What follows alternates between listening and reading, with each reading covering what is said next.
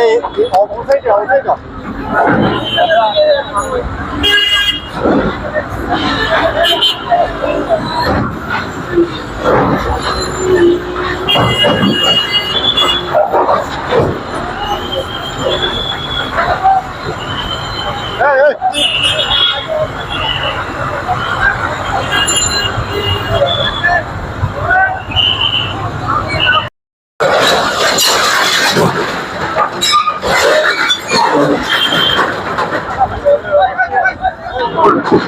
তো ইসকন সিলেট বিভাগীয় কমিটির দুর্যোগ ব্যবস্থাপনা ও সমাজসেবা বিভাগের সম্পাদক বুদ্ধিগৌর দাস।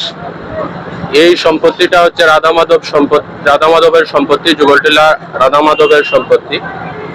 এই সম্পত্তিটা জবরদখল হয়েছিল দীর্ঘ প্রায় 40-42 বছর আগে। 40-42 বছর থেকে আমরা ধারাবাহিক মামলা করে একদম লোয়ার কোর্ট থেকে হায়ার কোর্ট পর্যন্ত আমরা মামলা পেয়েছি। আজকে এই সিলেট কোর্ট উচ্ছেদের জন্য এখানে তারা ম্যাজিস্ট্রেট নিয়োগ করেছে এবং প্রশাসনের যে আইন শৃঙ্খলা বাহিনী সহ নিয়োগ দেওয়া হয়েছে এটা উচ্ছেদের জন্য এবং আমাদেরকে দখল সমঝাইয়া দেওয়ার জন্য। তো আইন এবং প্রশাসনের সহযোগিতায় আজকে আমরা দীর্ঘ 42 বছর পর এই রাধামাধবের সম্পত্তি ফিরে পেয়েছি।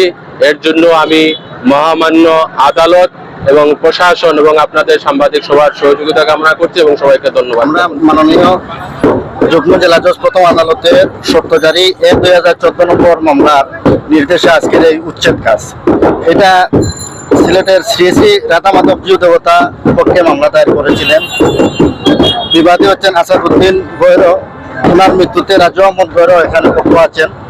বর্তমানে মামলাটি হাইকোর্ট, অ্যাপিলেট কোর্ট সব শেষ করে মাননীয় যুগ্ম জেলা জজ প্রথম আদালতে জারি মামলা শেষে মাননীয় আদালত আমাদেরকে আজকে উচ্ছেদ কাজ করার জন্য পুলিশ এবং ডিসি অফিস থেকে মাননীয় ম্যাজিস্ট্রেট মহোদয়ের সাহায্যে উচ্ছেদ কার্যক্রম আমাদের চলতেছে, অব্যাহত আছে। আমরা আজকে 6 ডিসিমেল এখানে দিয়ে যাবো।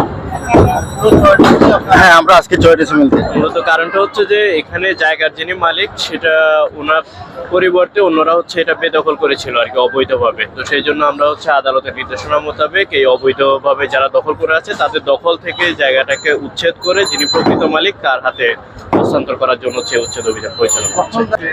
এখানে হচ্ছে আপনার 6% জায়গা, 6% জায়গা আমরা হচ্ছে উচ্ছেদ করছি আর কি। আমাদের এখানে যিনি সার্ভেয়ার ছিলেন উনি পরিমাপ করে যতটুকু পেয়েছেন 6% পর্যাপ্ত সময় দেওয়া হয়েছিল ওনাদেরকে সকল প্রসিডিওর মেনে, এবং ওনারা বিষয়টা অবশ্যই ওনারাও জানেন যে পক্ষে জায়গাটা আমরা উচ্ছেদ করছি, ওনারাও জানেন এবং সকল লিগাল যে প্রসিডিওরগুলো সেগুলো সব মেনটেন করে হচ্ছে এটা উচ্ছেদ করা হচ্ছে।